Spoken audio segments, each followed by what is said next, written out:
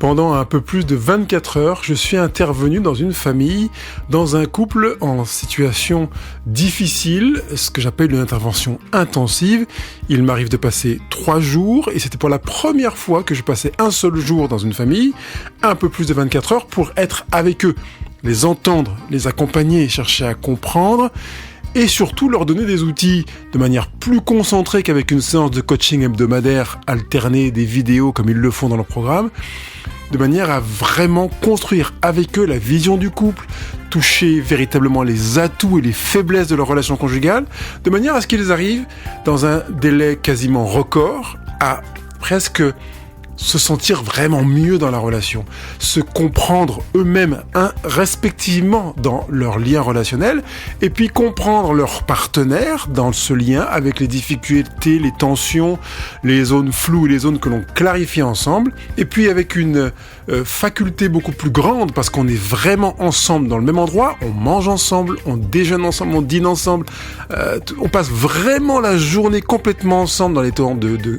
coaching, comme dans les temps informels, de véritablement ancrer des éléments qui vont être nécessaires pour un meilleur équilibre du couple. Là, je rencontrais Aurore et son mari, j'ai eu l'occasion de l'interviewer et je vais partager aujourd'hui cet entretien que j'ai eu avec Aurore, que je trouve particulièrement riche et évocateur du travail que l'on a fait, en complément du fait que Aurore et son mari sont dans un accompagnement couple heureux qui s'appelle la méthode CAP, et qui leur a fait un bien colossal. Je vais te laisser écouter ça, prendre le temps, et bien entendu, si tu as des questions, tu peux venir vers moi. Mais déjà, ça te permettra de prendre la température de ce que peut vivre un couple dans un programme couple heureux et lors d'une intervention intensive à domicile.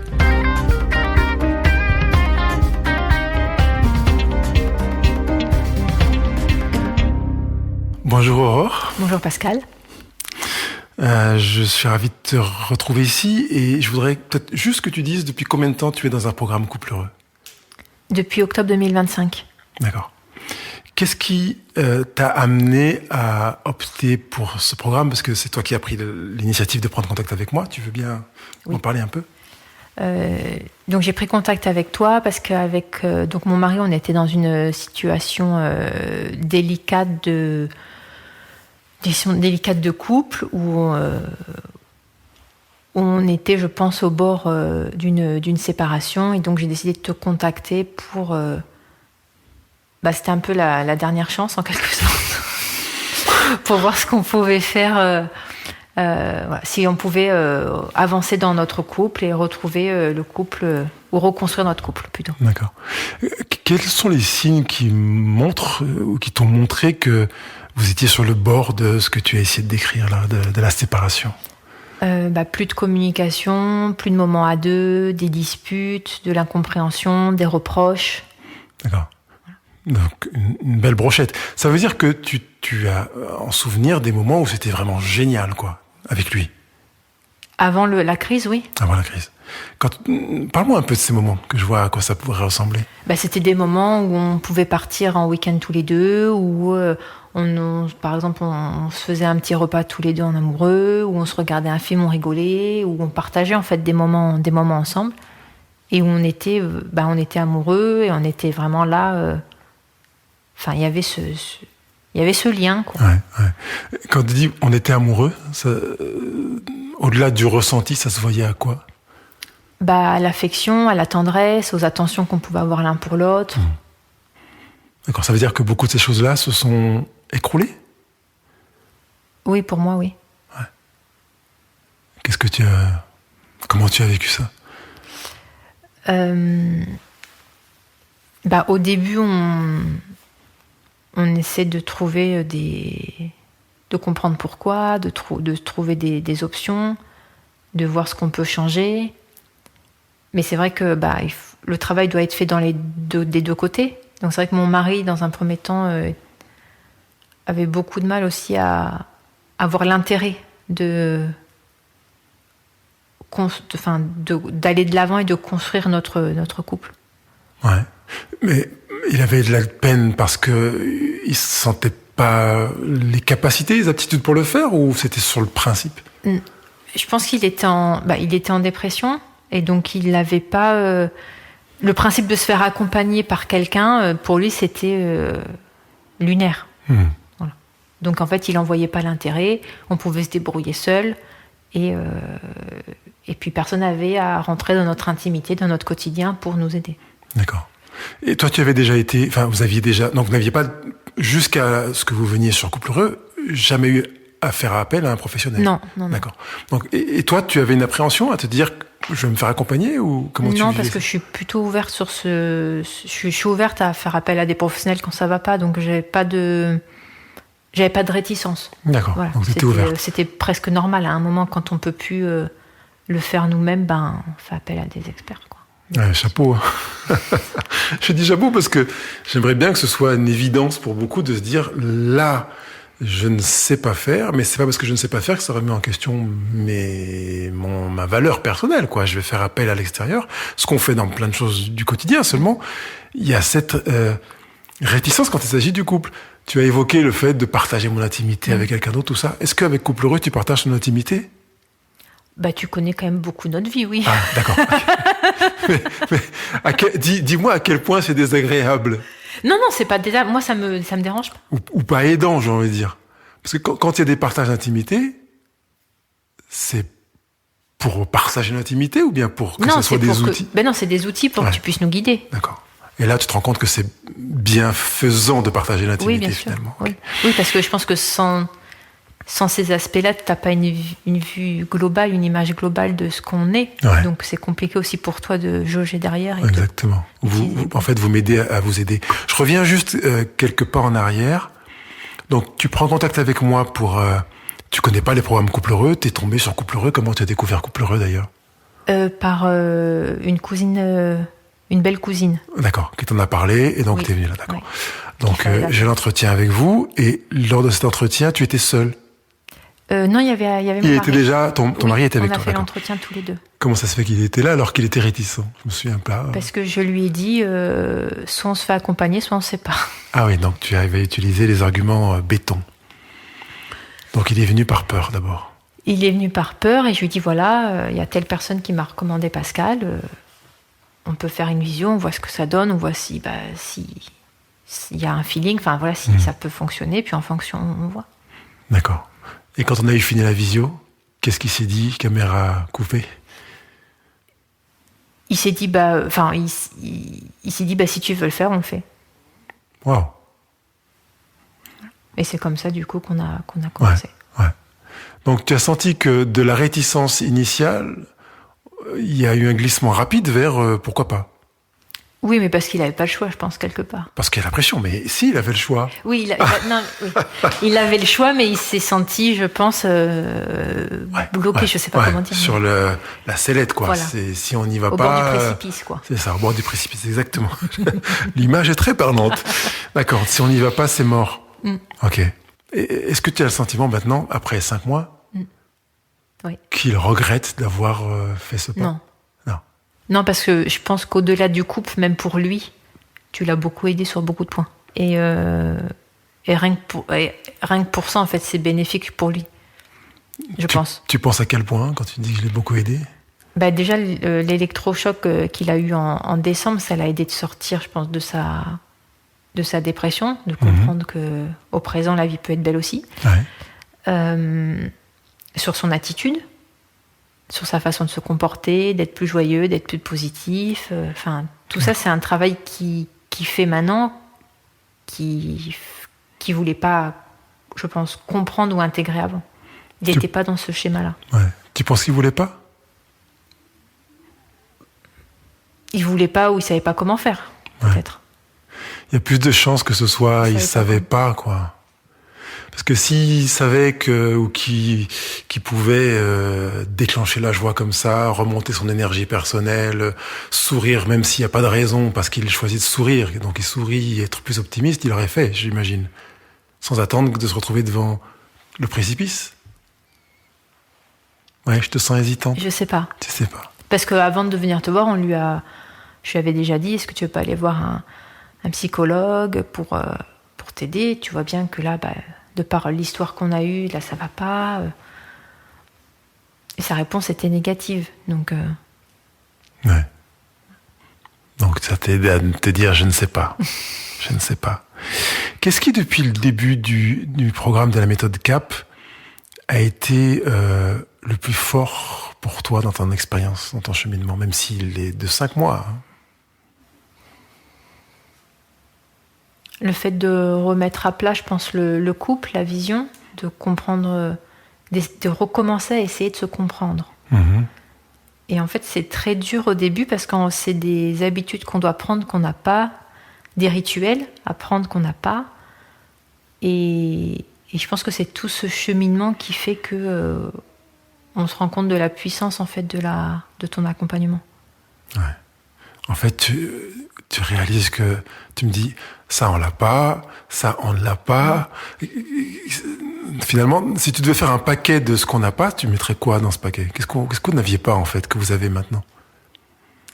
Ben, on n'avait pas la notice, quoi. On avait le couple, mais il n'y avait pas le manuel avec. Voilà, c'est ça. Ouais.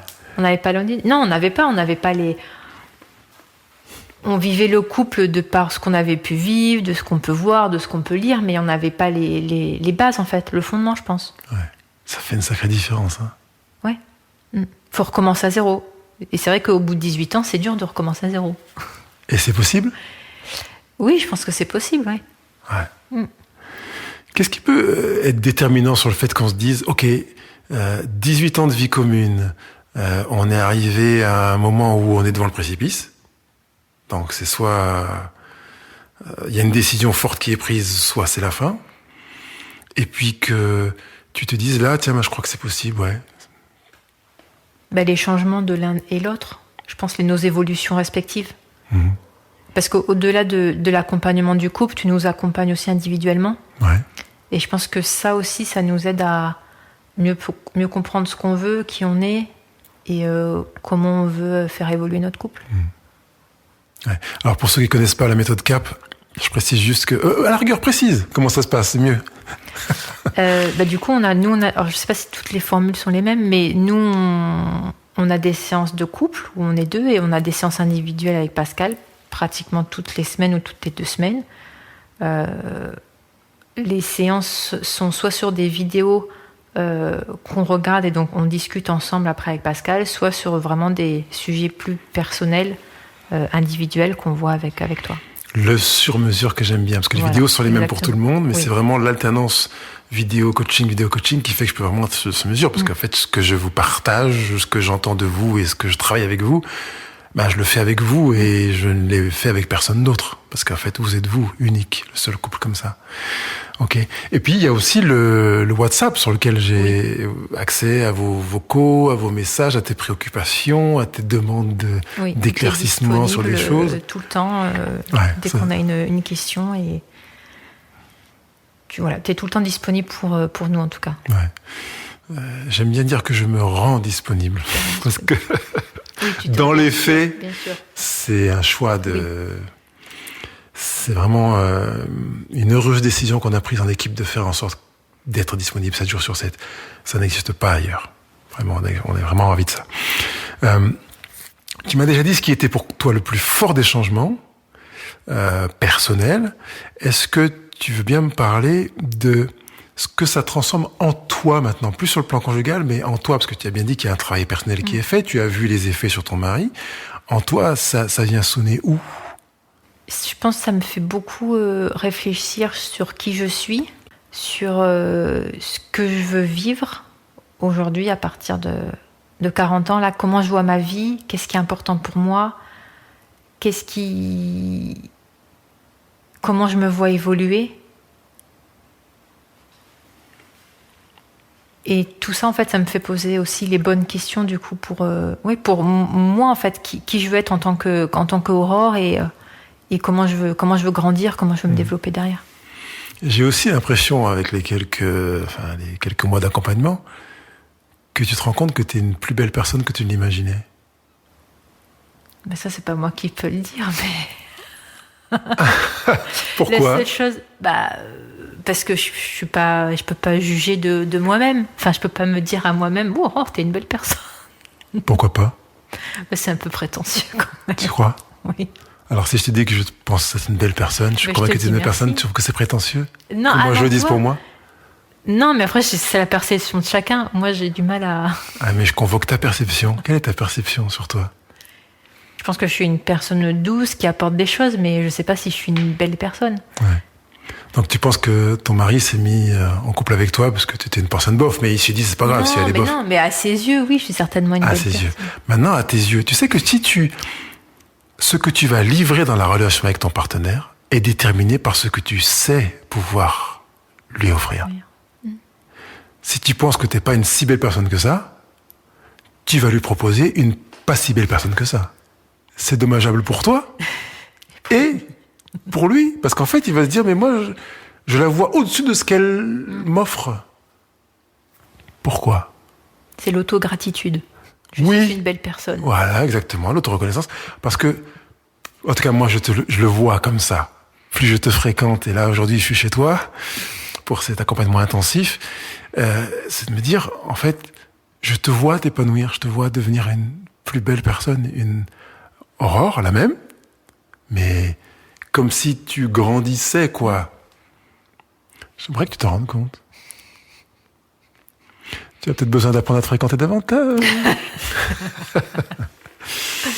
Ça pourrait être intéressant de poser la question à ton mari, même s'il n'est pas là. Mais peut-être que tu la lui poses, toi. Est-ce que tu as le sentiment, toi, mon mari, que... Intéressant. Qu'est-ce que tu as le sentiment qui t'attend dans les étapes à venir, là, les étapes proches, alors que vous avez cheminé ensemble ces quelques derniers mois? Vous êtes en progression, tu le dis clairement. Qu'est-ce qui t'attend ou sur quoi tu penses avoir à travailler le plus ou le plus dur? Se laisser une chance, enfin se dire que c'est possible encore, malgré ce qu'on a traversé. Ouais.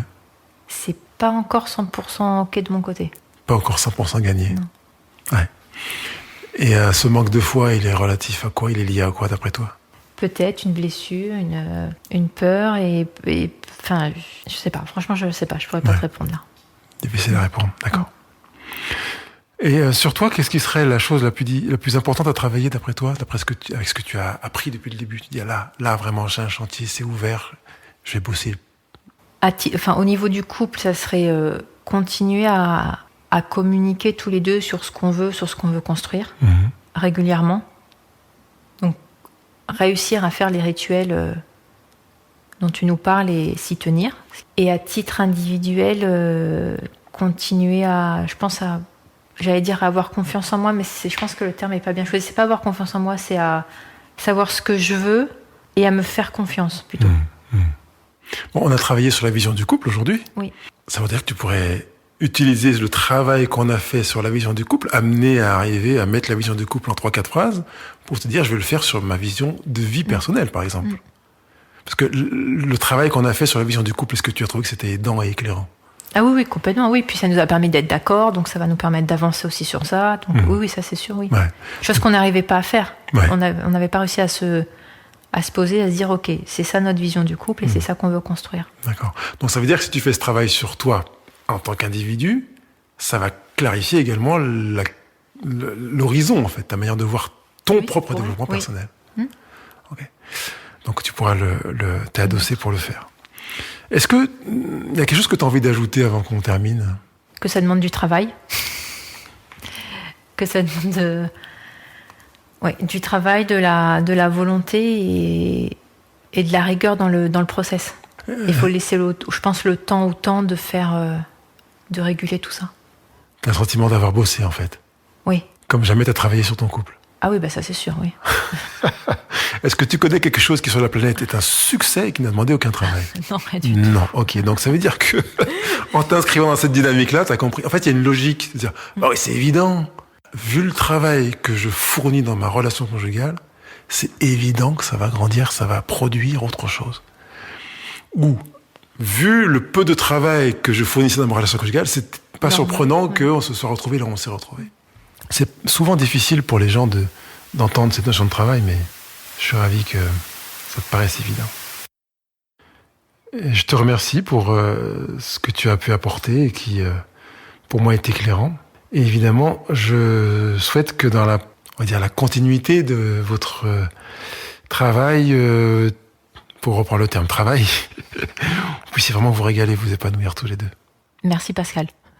Je ne sais pas ce que ça t'a fait d'écouter ce témoignage d'Aurore, mais moi j'y ai senti quelque chose de fort, de sensible, une femme qui a évolué, qui a avancé, qui a progressé sur elle-même, qui a ouvert les yeux sur des possibles auxquels elle n'avait jamais pensé. Et rien d'étonnant, parce qu'elle ne savait pas que ça existait. Elle ne savait pas qu'il était possible d'être dans une relation conjugale différemment de ce qu'elle a vécu jusqu'à maintenant. Comme la plupart d'entre nous l'ignorons, c'est la raison pour laquelle j'ai mis en place cette méthode CAP. Je dis mais c'est pas que moi, c'est avec l'équipe Couple Heureux. Et vraiment, je suis heureux de voir les résultats que cette méthode a sur les couples qui finalement découvrent des principes de la vie conjugale et des moyens de développer leur relation autrement, de créer de la connexion autrement, de préparer les tempêtes, d'accueillir le partenaire dans les choses qui sont gênantes, les zones floues, les zones que l'on va clarifier, d'identifier une vision de couple que l'on va créer ensemble avec une conscience de l'être ensemble différente d'avant. Tous ces outils qui sont véritablement des aides colossales. Donc, si tu veux profiter de cet accompagnement dans la méthode CAP, eh bien, ne te dis pas que tu vas attendre que les choses soient graves, parce que si ton couple est en phase terminale, je pourrais t'entendre et te dire ton couple est en phase terminale. Ce que je voudrais, c'est t'accompagner avant que ton couple n'arrive en phase terminale. C'est que je sois là pour te donner les outils pour passer à un niveau supérieur, parce que tu te dis, oui, vraiment, j'ai conscience d'en avoir besoin. Je me suis pas mis en couple pour être dans un couple bof, bon, ça va coup-ci comme ça, mais voilà, ou bien même dans un couple pour me prendre la tête avec une telle intensité ou une telle fréquence. Je veux autre chose. Je veux vivre quelque chose de vraiment fort. Et j'aime rappeler que les problèmes que l'on rencontre en couple sont des signes que l'on veut autre chose. Ce sont pas des problèmes, ce sont des signaux positifs pour dire, génial, ce que je vis ne me convient pas, c'est donc un problème. Cela signifie que je veux vivre autre chose. Qu'est-ce que tu veux vivre ? C'est vraiment ce qu'on commence à travailler dès le tout début de la méthode CAP, jusqu'à ce que ce soit une évidence. Parce que quand on sait où on va, eh ben on y va beaucoup mieux, avec plus d'entrain et bien plus facilement. Surtout quand on est équipé et outillé pour y arriver, même si, comme tu l'as entendu, ça nécessite du travail. Tout ce qui est couronné de succès sur notre planète a demandé du travail. Pour que ton couple vive le bonheur, la stabilité, un véritable épanouissement, il aura lui aussi besoin de travail.